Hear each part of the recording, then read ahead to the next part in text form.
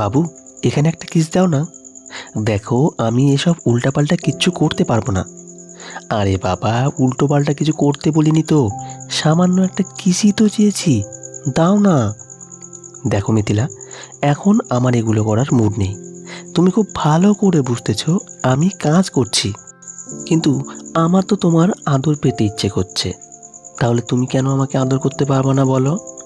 আমি সেটা খুব ভালো করে বুঝতে পারছি যে তুমি কি আমাকে কাছে টেনে নেওয়ার জন্য এসে উল্টাপাল্টা বলতেছো, তাই না? প্লিজ বাবু, একটু আসো না, আমার না ভালো লাগছে না। তারপরে তুমি এমন করে আমাকে দূরে সরিয়ে কেন দিচ্ছ? দেখো জান, আমি এখন কাজ করছি, তুমি কাজের মধ্যে বারবার বাধা দিও না। কাজটা কিন্তু তোমাদের অফিসেরই, তার উপর যদি তোমার ভাই, তারপর যদি কাজটা সময় মতো না দিতে পারি, তাহলে তোমার ভাইয়া ভাববে যে আমি শুধু তার বোনের সাথে রোমান্সটাই করি। রোমান্স না কচু করো, আমি তো জানি তুমি আমাকে এখন ভালোবাসতে চাও না, এখন আমাকে ক্যাসেটে নিতেও চাও না। যখনই আমি তোমাকে যখন ভালোবাসতে বলি, তখনই তুমি আমার থেকে দূরে সরে যাও। কেন এমনটা করো বলো তো? আমি কি খুব বেশি পুরনো হয়ে গেছি? দেখো মিথিলা, এখানে পুরনো নতুনের কোনো কথা উঠছে না। আর আমি এখন কাজ করছি, তুমি জানো যে কাজের সময় এগুলো করতে আমার ভালো লাগে না। তারপরও তুমি এরকম করছো কেন? দেখো জান, আমি এখন কাজ করছি, প্লিজ বাবু, এরকম পাগলামি করো না। তারপর যদি কাজে কোনো ভুল হয়ে যায়, তখন কিন্তু তোমাদেরই সমস্যায় পড়তে হবে। তারপর তোমার ভাইয়ের কাছে আমার কথা শুনতে হবে। সেটা কি খুব ভালো লাগবে বলো? কিচ্ছু হবে না। তাছাড়া কিছু একটা হলে ভাইয়াকে আমি বুঝিয়ে বলবো। ভাইয়া খুব ভালো করে জানে তার বন্ধু তার বোনটাকে কত বেশি ভালোবাসে। তাহলে তুমি এরকম করছো কেন? ভাইয়া তো চাই আমরা সুখে থাকি। তাহলে তুমি আমার কাছে আসতে পারবে না? আচ্ছা ঠিক আছে, আমি কাজটা শেষ করি, তারপর আসবো, কেমন? তো প্লিজ এরকম করে আমাকে এরকম আর ডিস্টার্ব করো না। তোমার এরকম ডিস্টার্ব করলে কিন্তু আমি এখান থেকে উঠে ছাদে চলে যাব। আচ্ছা, তুমি আজকে আমাকে এমন করে ইগনোর করছো কেন? আজকে কয়েকটা দিন যাবৎ দেখি, শুধু আজকে নয়, অনেকগুলো দিন যাবতই এমন করে ইগনোর করছো। আমি কি খুব বেশি অন্যায় করে ফেলেছি বলো, যেটা তুমি যার জন্য আমাকে এমন করে ইগনোর করছো? আমাকে তুমি একটুও ভালোবাসতে পারো না নাকি? এখন আমাকে তোমার কাছে পেতে ইচ্ছে করে না? আমি কি পুরনো হয়ে গেছি? মিথিলা, কী সব উল্টাপাল্টা বলছো? তুমি খুব ভালো করে জানো আমি তোমাকে কতটা ভালোবাসি।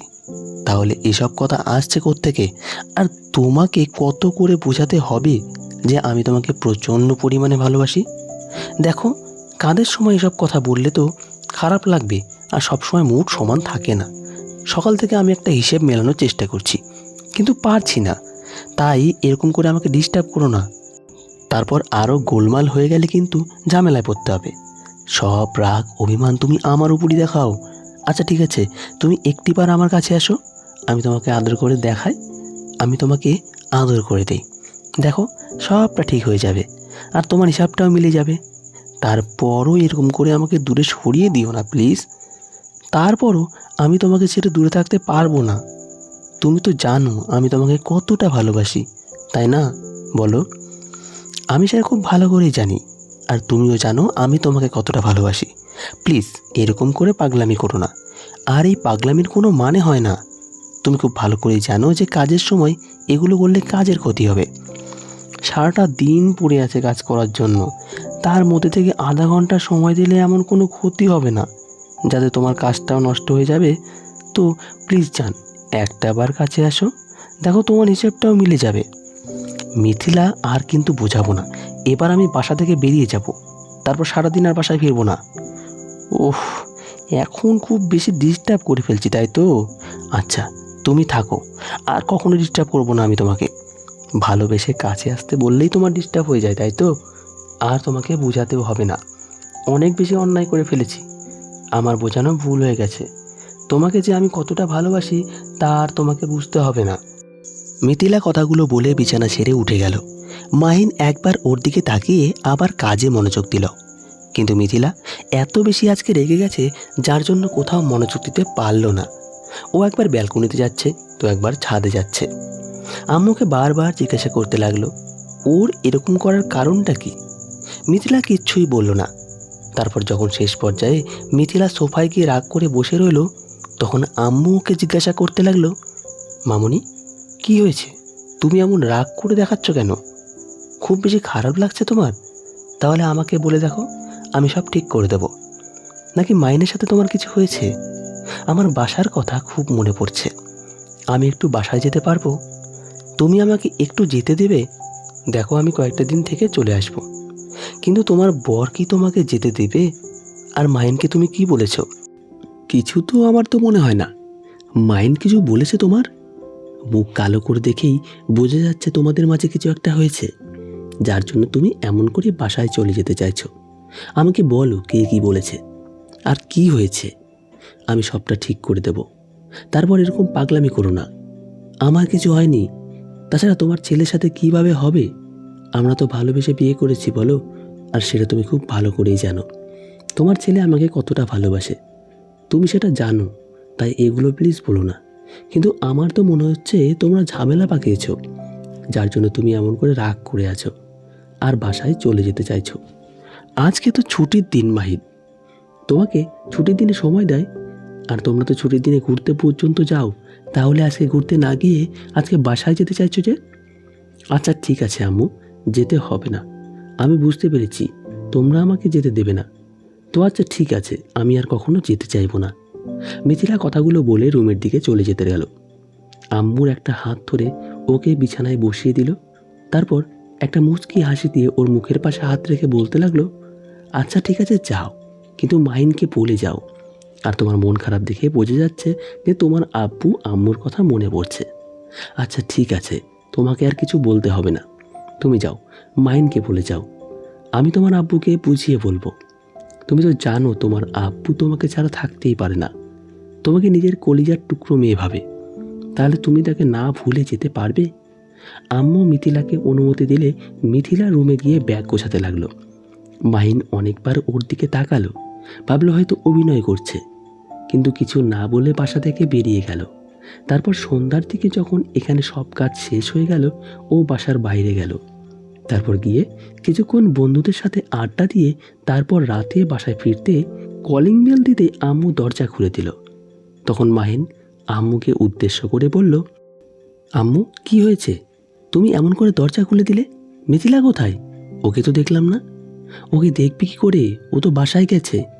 কেন তোকে বলে যায়নি নাকি? তোদের মাঝে কোনো ঝামেলা হয়েছে? সত্যি করে বলতো। মিথিলা তখন কেমন যেন মুখ কালো করেছিল। তার উপর তুই বলছিস মিথিলা কোথায়?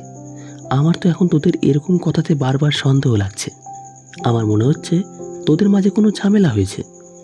এবার আম্মুর এরকম কথাতে মাহিন বুঝে গেল যে মিথিলা সত্যিই বাসায় চলে গেছে। আর মাহিনের মনে হতে লাগলো এখন যদি বিষয়টা বলি তাহলে অনেক বেশি টেনশন করবে আর রাগারাগি করবে। মাহিন রুমে চলে গেল। তারপর ফ্রেশ হয়ে খাওয়া দাওয়া করে বিছানায় গিয়ে শুয়ে পড়ল। কিন্তু ঘুম আসছিল না, তাই আর কোনো উপায় না পেয়ে মিথিলাকে কল করলো। কিন্তু মিথিলা ফোনটা বিজি দেখাচ্ছে আর বারবার কেটে দিচ্ছে। তারপর একটা সময় মাহিন ঘুমিয়ে পড়ল। পরের দিনও মিথিলা বাসায় আসলো না। এভাবে পুরো 7টা দিন কেটে গেল, যার জন্য মাহিনের প্রচণ্ড পরিমাণে খারাপ লাগছিল। বুঝতে পারলো অনেক বেশি কষ্ট পেয়েছে, তাই মাহিন মিথিলার বাসায় চলে যায়। বুঝতে পারে, তারপর গিয়ে ওর রুমে আসতে দেখে মিথিলা আনমনে কি যেন একটা দেখছে। বুঝতে পারলো যে মাহিনের ছবিটাই দেখছে। তখন মাহিন গিয়ে মিথিলার পাশে বসলে মিথিলা ফোনটি লুকিয়ে ফেলল আর চোখের পানিগুলো তাড়াহুড়ো করে মুছে দিয়ে বলতে লাগলো, আরে তুমি এখানে? তাছাড়া তোমাকে কে আসতে বলেছে এখানে? আমার শ্বশুরবাড়ি, আমি আসবো তাতে তোমার কি?